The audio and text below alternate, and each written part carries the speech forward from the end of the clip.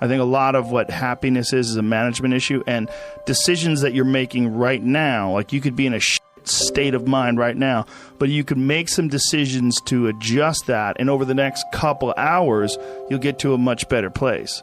And these constant management decisions, they waver in and out of your life on a daily basis. Like this idea that you could have a good mindset and then all of a sudden you'll be happy. That's horseshit. It's like the tide.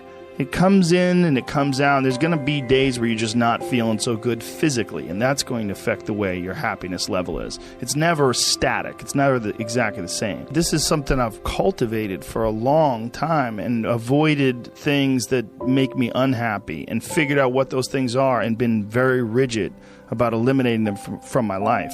And one of the big ones is eliminating interactions with people that are negative. That is gigantic. And because I've realized that I'm not really as independent as I used to like to think I was.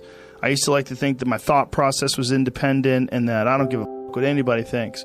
That's nonsense. People say that because they absolutely care what people think and it bothers them. So they say, I don't give a fuck. But that I don't give a fuck stuff is almost entirely nonsense. You do care. And you care in both ways. You care if people are critical of you, care if people are positive of you, but you also care if people are living positive lives and they're motivating you. That's a big one. People are fuel. You know, like just talking to you about your time in the monastery or your push to get to that 100 miles. Like you get energy out of people like that, and you think about this energy and you think about this inspiration when you're doing other things.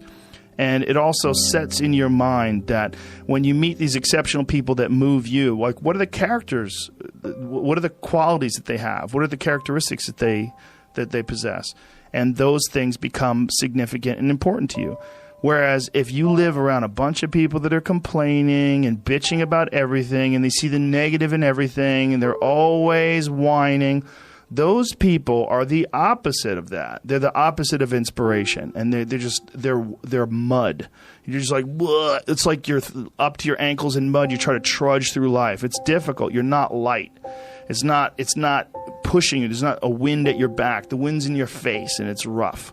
You know, and over time, I've learned that these people, you're not going to fix them. I used to want to fix them when I was young. I used to want to go, hey man, I see what you're doing. Like, dude, don't do that anymore. Listen, just do this and stop doing that and start doing this. And if you just work towards this, you could be successful. And then a week later, the guy's doing the same.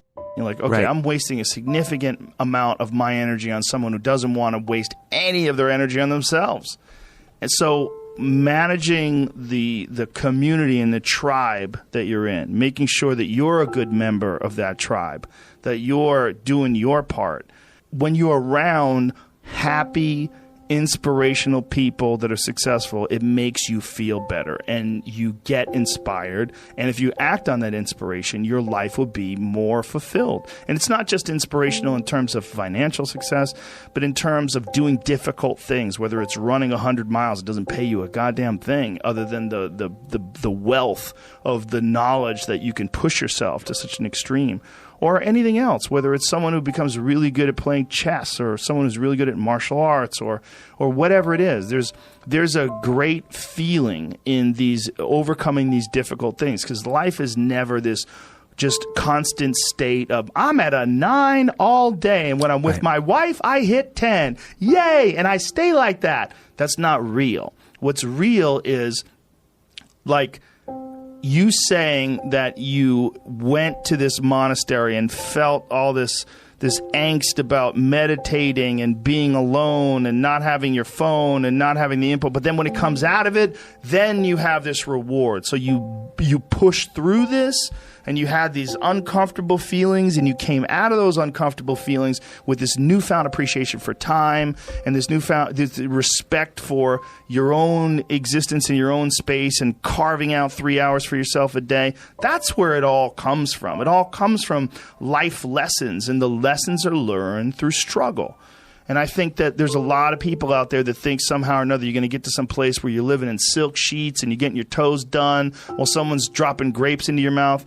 I don't want that. I've never wanted that. That guy's not going to be happy. He's going to be bored. An hour into the grapes, you're going to get those grapes away from me. Stop painting my toes. What am I doing in this bed? I got to do something. I'm not stimulated. The human organism, the animal that we are, needs constant stimulation because it evolved trying to find food and escape enemies, and find shelter, escape nature, escape the elements, try to survive. And this is the great joy that you have in taking care of your children, that you can protect your children from the elements and the enemies and feed them. And it's also the great sadness that you see in losers.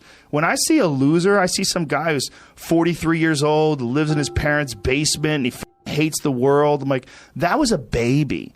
Man, this is a baby that somebody just gave shitty nutrients to, whether it's nutrients in the forms of food or in the form of thoughts and ideas and examples. And this kid developed these horrible, self-defeating patterns of behavior that have led them to this point where they're this middle-aged person with no future and no idea of how to get out of this rut, and probably never will escape it. You know, I mean, this is the world that we live in today. And I think part of that world is because we have been fed this line of horseshit that you're supposed to seek comfort. And I don't think you are. I think you're supposed to seek lessons, and you're supposed to seek difficult tasks and accomplishments. And through those things, and through doing things that are hard to do, even if it's just a 90-minute hot yoga class. I do a 90-minute yoga class, man. Those last 20 minutes, I do not want to be there, man. And I definitely don't want to give 100%. And I can cheat. I can kind of half-ass it. But if I don't, and I get through it, when that time is up and the lady says namaste and everybody gets up, I'm like, man, I made it. You know, I lost 15 pounds. My yoga mat is drenched to the point where I could literally wring it out and fill a jug up with water. But through that struggle, I will now have a better day, and I better do it again tomorrow or do something else, because if I just think, well, tomorrow I'm just going to coast and eat Twinkies and watch TV. Oh, hello, sadness, my old friend. Hello, depression. Because when you're not doing anything, you feel like shit. And that's just a part of being a human being. And we can pretend that we're something other than what we really are. And we can pretend, nah, me, man, I'm just cool, just chilling, doing nothing. Bullshit. You're a fucking human. You're a human being. You evolved from the hundreds of thousands of years of hunters and gatherers and people that were struggling. Those human reward systems are carved deeply into your DNA. And if you don't respect that, if you don't respect the mechanism of happiness and fulfillment and what you really need to do in order to feel satisfied in life, camaraderie, love, family, friendship, struggle, testing yourself, learning, all those things are imperative. They're all a giant part of being a person.